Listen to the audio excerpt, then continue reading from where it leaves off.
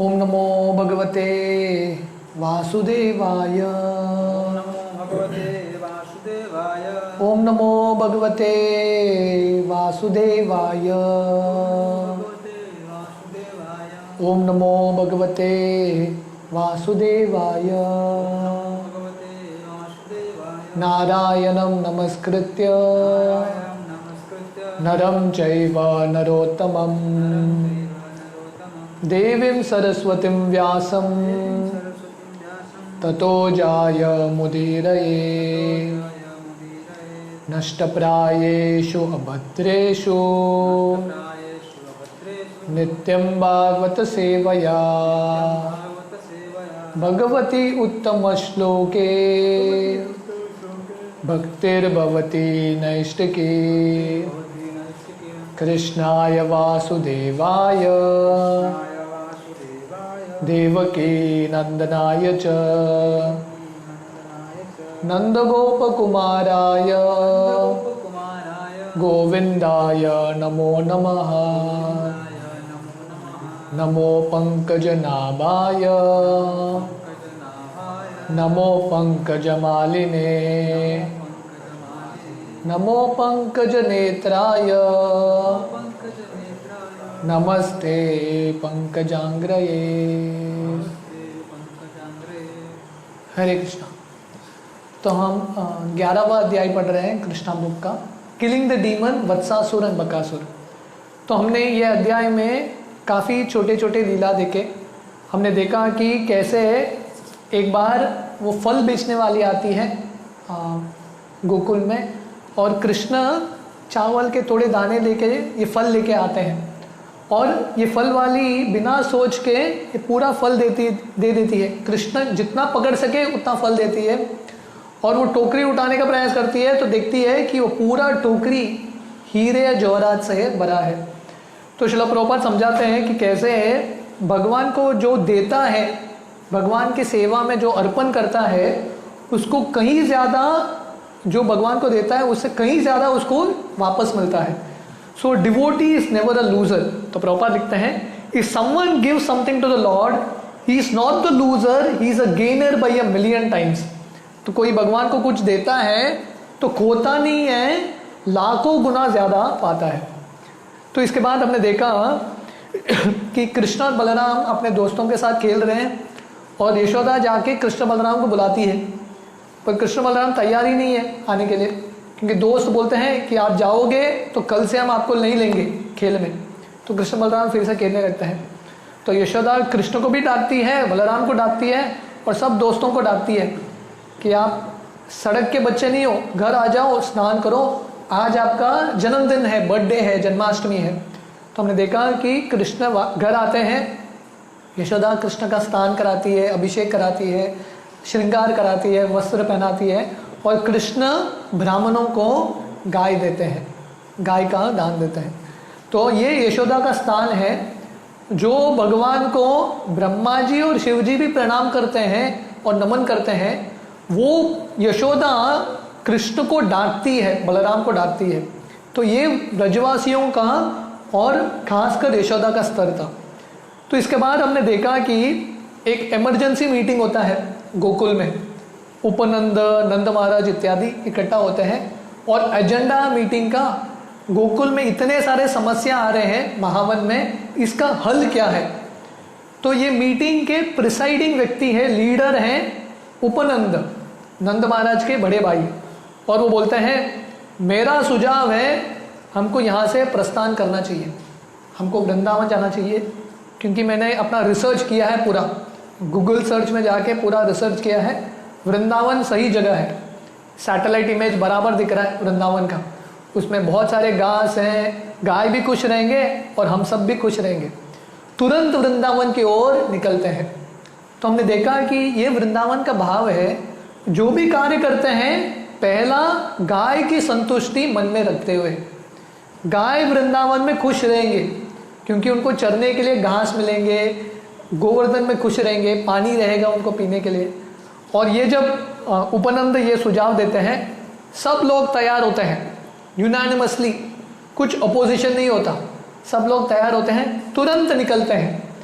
तो बैलगाड़ी पे उनका जो सामान है, फर्नीचर है, यूटेंसिल्स है, डालते हैं और गायों को आगे रखते हुए, और बैलगाड़ी के ऊपर कौन सवार है? बुजुर्ग, स्त्रियां और बच्चे, और जो पुरुष हैं धनुष बाण लिए चल के जाते हैं। तो हम देखते हैं यहाँ पे भी कितना सुंदर संस्कृति है। गायों का सम्मान, आगे रखते हैं गायों को, और बुजुर्ग, स्त्रियों को और बच्चों को सम्मान देना। तो यशोदा रोहिणी भी एक बैलगाड़ी में बैठ के कृष्ण को गोद में रख के, बलराम जी को गोद में रख के वृंदावन की ओर जाते हैं। तो जब वृंदावन पहुंचते हैं, हर एक व्यक्ति इतना प्रसन्न होता है, क्योंकि ये भगवत धाम है, ये दिव्य स्थली है। वहाँ पे जाते ही हर एक व्यक्ति खुश हो जाता है ऑटोमेटिकली। तो प्रभुपाद लिखते हैं एक्चुअली कि अभी भी वृंदावन में कोई भौतिकवादी व्यक्ति भी जाएगा, वृंदावन का वातावरण इतना अद्भुत है। सरल एक गांव है, पर इतना अद्भुत भक्ति का वातावरण है, वहीं पे व्यक्ति रहता है, उसको निकलने का इच्छा ही नहीं। जैसे राधानाथ स्वामी महाराज उनके पुस्तक में लिखते हैं जर्नी होम, तो महाराज पूरे भारत में आए थे और अलग अलग जगहों पे परिक्रमा कर रहे थे, अलग अलग मार्ग ढूंढ रहे थे।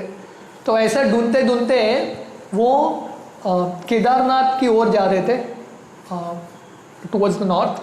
जाते जाते उनका जो ट्रेन है मथुरा में रुक जाता है, क्योंकि बहुत बड़ा बरसात हो गया, रुक जाता है ट्रेन, आगे जाता ही नहीं है। तो सब लोग उतरते हैं साधु संत कि चलो मथुरा दर्शन करके आते हैं।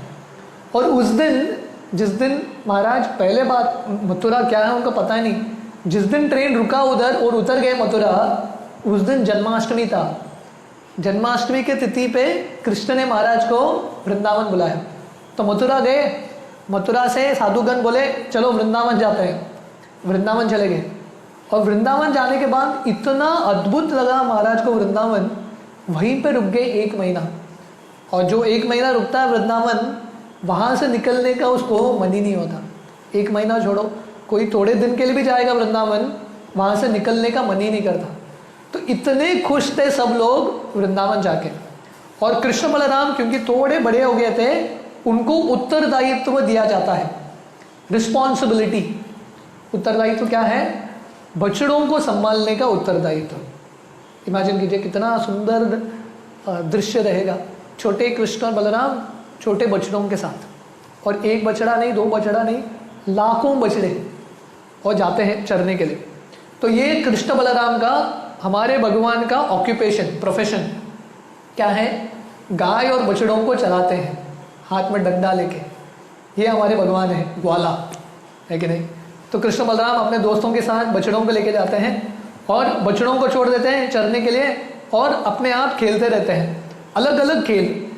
कभी अलग अलग पंक्षियों का आवाज़, अलग अलग पशुओं का आवाज़, कभी बच्चों को ढकते थे चद्दर के ऊपर, चद्दर डाल के। एक बैल बनता था, दूसरा बैल बनता था, और दोनों बच्चे झगड़ा कर रहे हैं, दोनों बैल के बीच में युद्ध हो रहा है। तो इस तरह से उनका खेल चल रहा था। और इसी बीच एक असुर आता है, इसका नाम क्या है? वत्सासुर। वो भी वत्स के रूप में आता है, बछड़े के रूप में।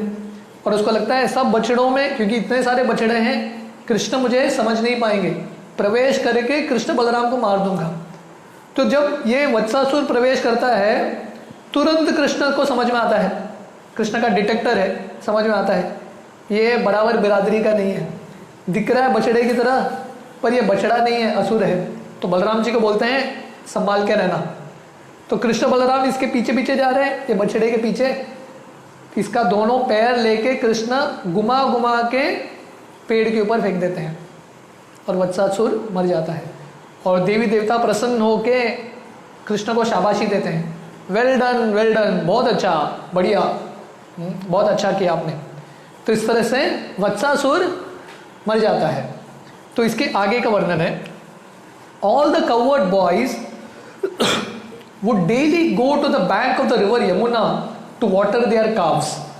तो क्योंकि बट ये ग्वालों को, कृष्ण बलराम और बच्चों को बछड़े दिए थे चरने के लिए, तो रोज बच्चे अपने बछड़ों को लेके यमुना के तट पे जाते थे। क्यों?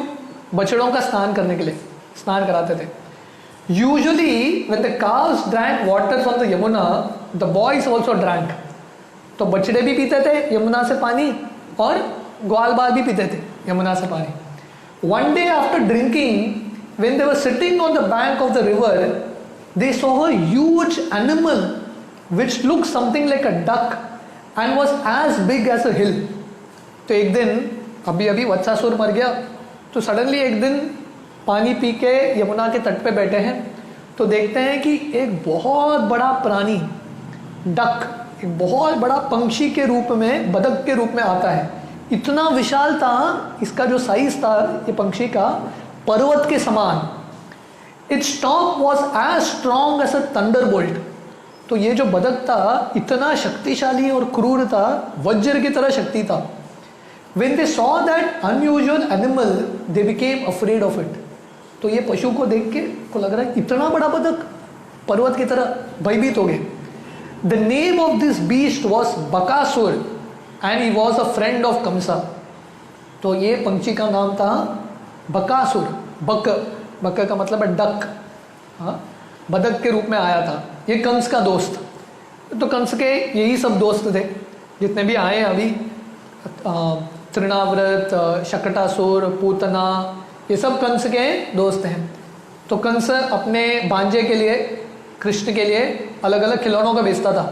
कभी वत्स के रूप में, कभी बछड़े के रूप में, कभी बदक के रूप में, अलग अलग रूप में, कभी तृणाव्रत हवे के रूप में. पर कृष्ण हर बार मामा का जो प्रेम मिला था, अलग अलग खिलौनों को तोड़ के बेचते थे, और थोड़े समय बाद कृष्ण जाके मामा को ही तोड़ देते हैं, है कि नहीं. तो ये सडनली कंस का ये दोस्त आता है बदक. He appeared on the scene suddenly and immediately attacked Krishna with his pointed sharp beaks and quickly swallowed him up.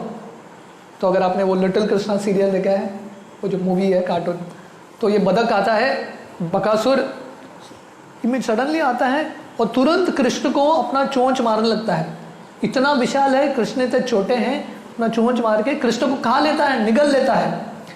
When Krishna was thus swallowed, all the boys headed by Balaram became almost breathless as if they had died. तो देखते हैं कि कृष्ण चले गए ये बदक के शरीर में, बकासुर के शरीर में. तो जितने भी दोस्त हैं, बलराम जी हैं, उनको लगा कि प्राण ही चला गया. तो ये भक्त का लक्षण है, उनको इतना प्रेम है कृष्ण के प्रति, एक भी क्षण भगवान चले गए, भगवान को कुछ कोई हानि पहुंचाने का प्रयास करता है, भक्त को सहन नहीं होता. जैसे कालिया लीला में जब कृष्ण प्रवेश करते हैं ये लेक में, ये तालाब में जहाँ पे कालिया था, तो कालिया कृष्ण को पकड़ लेता है अपने फनों में. तो वो देख के व्रजवासी सब बेहोश होके गिर जाते हैं, क्योंकि इतना प्रेम है कृष्ण के प्रति. But when the Bakasur demon was swallowing up Krishna, he felt a burning fiery sensation in his throat. तो बकासुर ने निगल तो लिया कृष्ण को, पर रख नहीं पाया, क्योंकि कृष्ण ने अपना गर्मी इतना बढ़ाया, बकासुर को लगा उसने जलते हुए कोयले को निकाला है, तो वो सहन नहीं कर पाया. This was all due to the glowing effulgence of Krishna. तो कृष्ण के शरीर से ब्रह्म ज्योति आता है. ब्रह्म ज्योति का शक्ति इतना है, उसका एक अंश सूरज के पास रहता है और सूरज का शक्ति मिलता है सूरज को. सूरज के किरणें का शक्ति क्या है, किसी भी व्यक्ति को जला देगा. तो वो कृष्ण को लेके गले पे निगलने का प्रयास कर रहा है, तो टॉलरेट नहीं कर पाया कृष्ण के ये ताप को. The demon quickly threw Krishna and tried to kill him by pinching him with his beaks.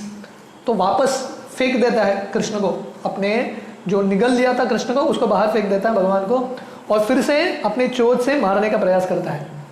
Bakasur did not know that although Krishna was playing the part of a child of Nanda Maharaj, he was still the original father of Lord Brahma, the creator of the universe. Bakasur प्रयास तो कर रहा है कृष्ण को मारने के लिए, कृष्ण का साइज देख के, पर इसको पता नहीं कि कृष्ण छोटे ग्वाला के रूप में, बच्चे के रूप में लीला कर रहे हैं, पर ये छोटा बच्चा नहीं है, ब्रह्मा जी का पिता है कि नहीं, सबके पिता, परम पिता श्री कृष्ण है. तो ये ज्ञान बकासुर को नहीं था.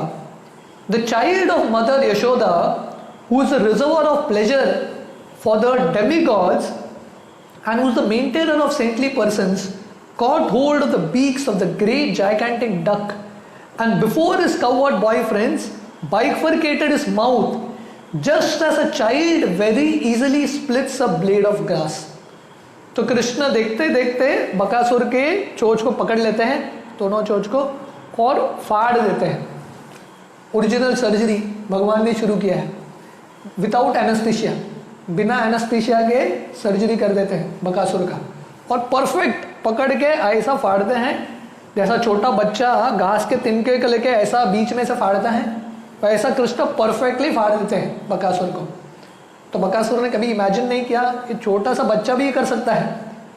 हाँ, तो कृष्ण का साइज देख के वो सोच रहा था भगवान कुछ कर नहीं पाएंगे, पर भगवान को साइज भी बढ़ाना नहीं पड़ा, आराम से उन्होंने बकासुर को मार दिया. From the sky, the denizens of the heavenly planets showered flowers like chameli, the most fragrant of all flowers, as a token of their congratulations. तो ये सब जो सीन है स्वर्गलोक के देवी देवता देख रहे हैं, क्योंकि उनके लिए मनोरंजन है, राइट. कृष्ण असुरों को मार रहे हैं पर उनके लिए भी मनोरंजन हो रहा है.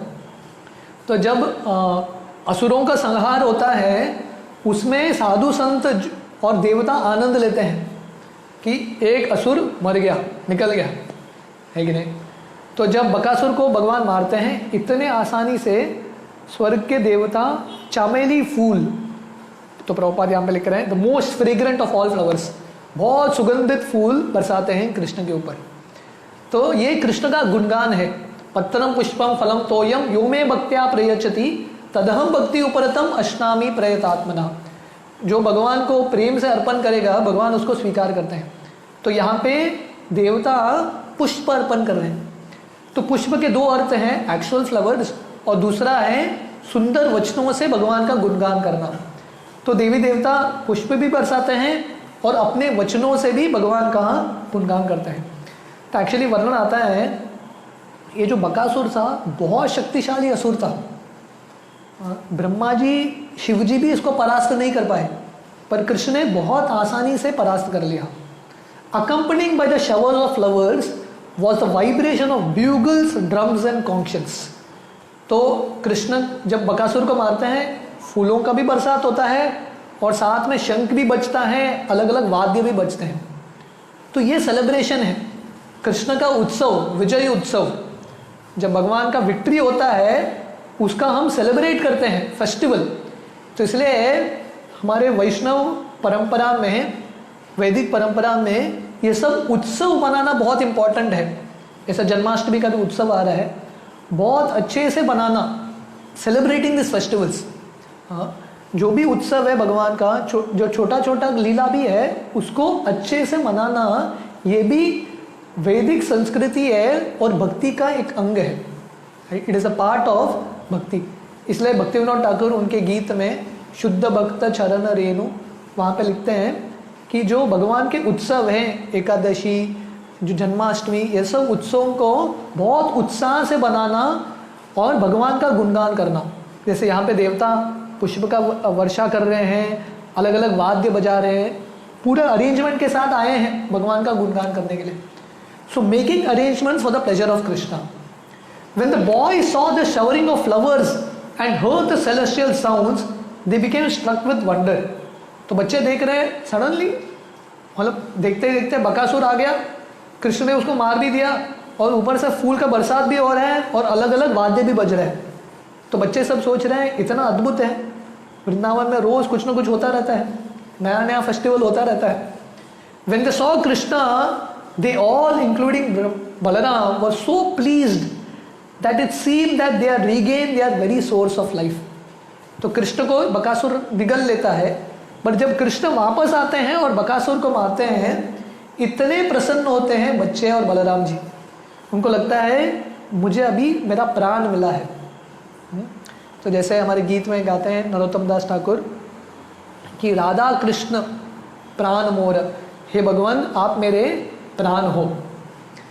As soon as they saw Krishna coming towards them, they one after another embraced the son of Nanda, held him to their chests जब वो देखते हैं कि कृष्ण आ गए, मृत्यु से बच के भगवान आ गए हैं, भगवान को आलिंगन करते हैं और बहुत देर तक उनके छाती के पास रखते हैं। After this they assembled all the cows under their charge and began to return home. तो बछड़ों को इकट्ठा करते हैं और वापस घर आते हैं। When they arrived home, they began to speak of the wonderful activities of the son of Nanda. जब वो घर आते हैं, कंटिन्यूस बातचीत कर रहे हैं कृष्ण का गुणगान का, कि इतने अद्भुत कार्य कर रहे हैं भगवान। When the gopis and cowherd men all heard the story from the boys, they felt great happiness because naturally they loved Krishna, and after hearing about his glories and victorious activities, they became still more affectionate toward him. तो जब बाकी गोपियाँ और जो ग्वाल बाल हैं, जो बुजुर्ग हैं, वो सुनते हैं कि कृष्ण ने इतना अद्भुत लीला किया, तो कृष्ण का गुणगान, कृष्ण का जो विजय है, वो सुन के इतना आनंदित होते हैं। क्योंकि जो भगवान से प्रेम करता है वो भगवान के अलग अलग कार्यों के बारे में सुनने का इच्छा रखता है। तो ये प्रेम का लक्षण है कि नहीं? या जैसे एक लड़का कोई लड़की से प्रेम करता है, कोई भी वो लड़की के बारे में कुछ बोलेगा तो उसके दोनों कान से बहुत ध्यान से सुनता है, क्योंकि प्रेम का लक्षण है कि नहीं? जहाँ पे अट्रैक्शन है वहाँ पे वो व्यक्ति के बारे में सुनने का इच्छा होता है। वैसे ही क्योंकि जो व्रजवासी हैं नेचुरली भगवान से प्रेम करते थे, जब वो भगवान का और गुणगान सुनते थे उनका भगवान के प्रति प्रेम और बढ़ता था। तो ये कृष्ण के प्रति प्रेम बढ़ाने का ये तरीका है। नित्य शुद्ध कृष्ण प्रेम साध्य कबु नोय, श्रवणादि शुद्ध चित्ते करिए उदय। तो कृष्ण के प्रति प्रेम उत्पन्न श्रवण कीर्तन, जब हम श्रवण करेंगे ध्यान से, तब कृष्ण की ओर आसक्ति। और प्रभुपाद ने ये कृष्णा बुक दिया है ताकि हम कृष्ण के ये अलग अलग लीलाओं को पढ़ सके, और जितना हम लीलाओं को पढ़ेंगे, जितने बार पढ़ेंगे, उतना हमारा कृष्ण के प्रति प्रेम और बढ़ेगा। Thinking that the child Krishna was saved from the mouth of death, they began to see his face with great love and affection. तो उनको समझ में आया कि कृष्ण ने, बकासुर ने कृष्ण को निगल लिया था, कृष्ण मृत्यु से बच के आए हैं। अभी उनका कृष्ण के प्रति प्रेम और आसक्ति और बढ़ गया, निरंतर कृष्ण के चेहरे को देख रहे हैं। They were full of anxieties, but they could not turn their faces from the vision of Krishna. तो व्रजवासियों का जिंदगी पूरा एंग्जाइटी में ही था।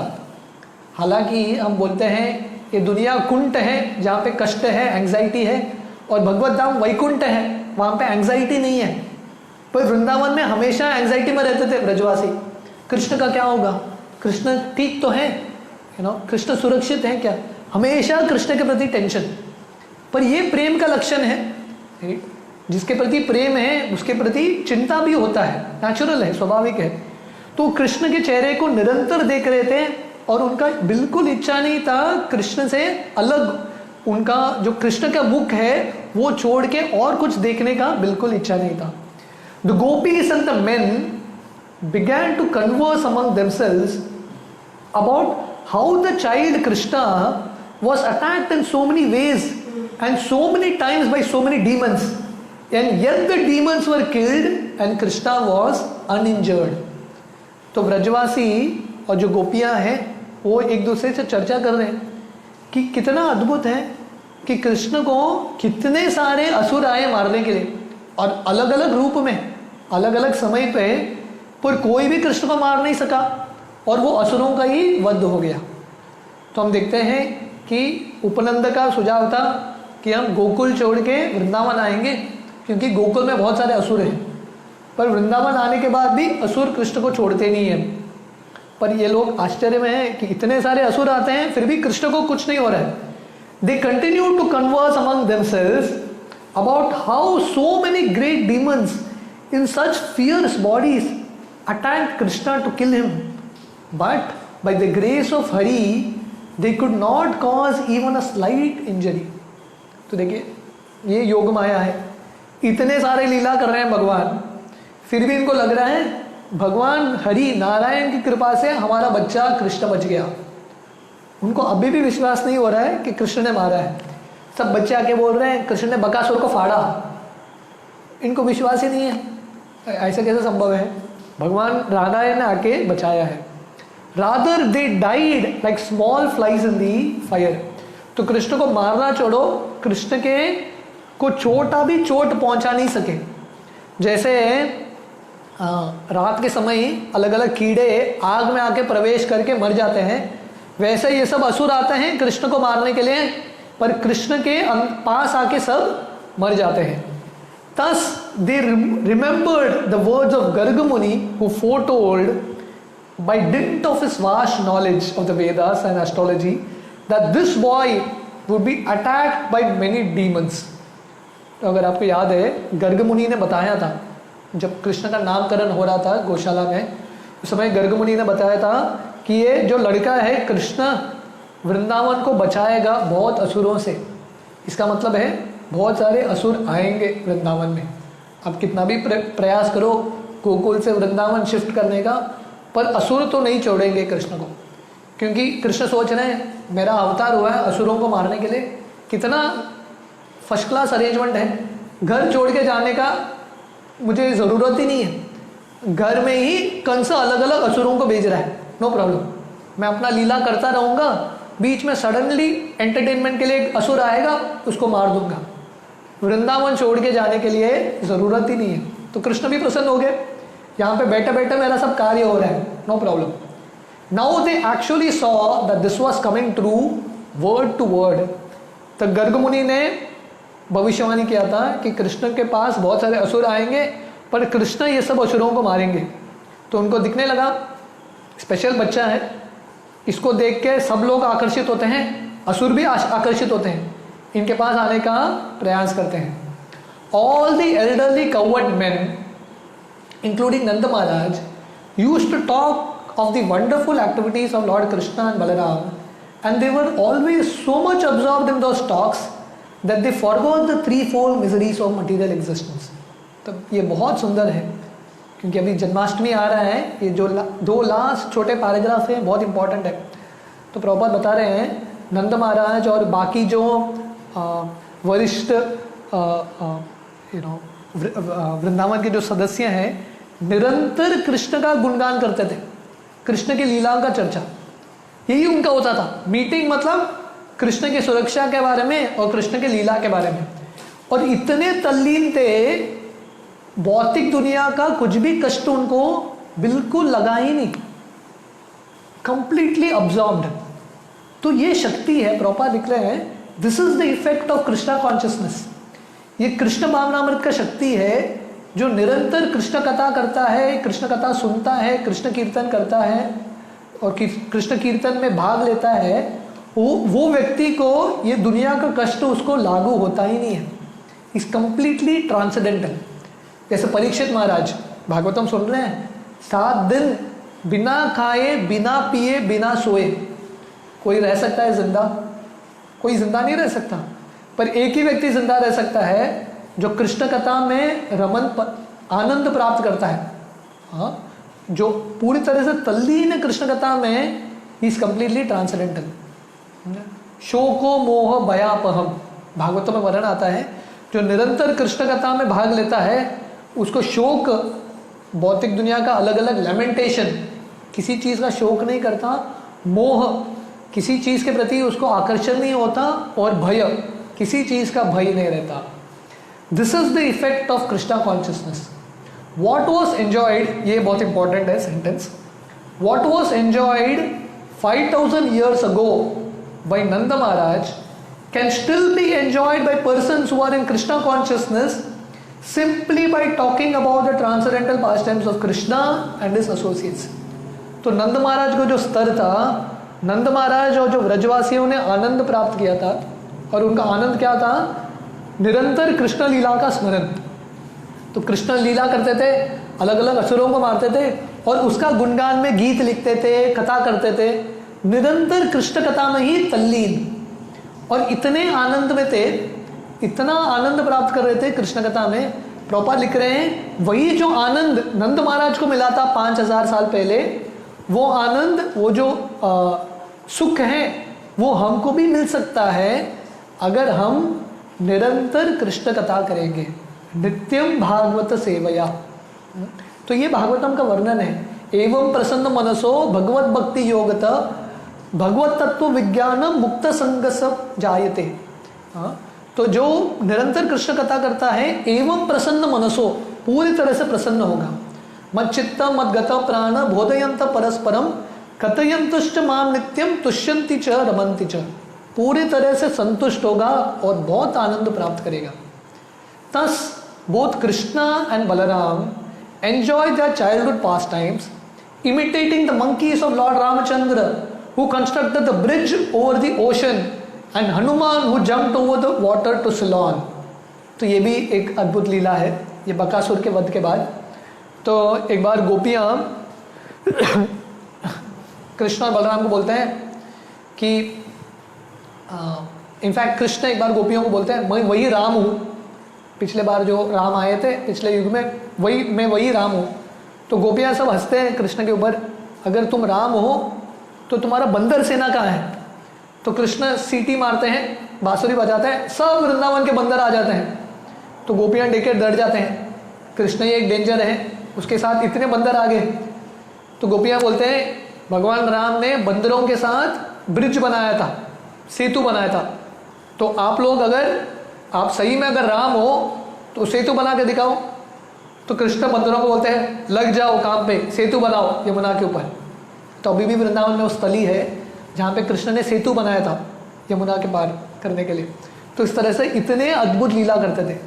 And they used to imitate such pastimes among their friends and so happily pass their childhood life. तो इस तरह से कृष्ण बलराम अलग अलग अपने दोस्तों के साथ अलग अलग लीला, हाँ, कभी अलग अलग प्राणियों का नकल करते हुए, कभी झगड़ा करते हुए बैलों के रूप में, कभी असुरों को मारते हुए, इस तरह से अद्भुत उन्होंने अपना जो बचपन है वो निकाला वृंदावन में। Thus ends the Bhaktivedanta purport of the 11th chapter of Krishna killing the demons Vatsasur and Bakasur। तो इस तरह से कृष्णा बुक का यह 11वां अध्याय समाप्त होता है। So we will start the 12th chapter, Janmashtami Prabhupada Vyasa Puja के बाद हम शुरू करेंगे। हरे कृष्णा।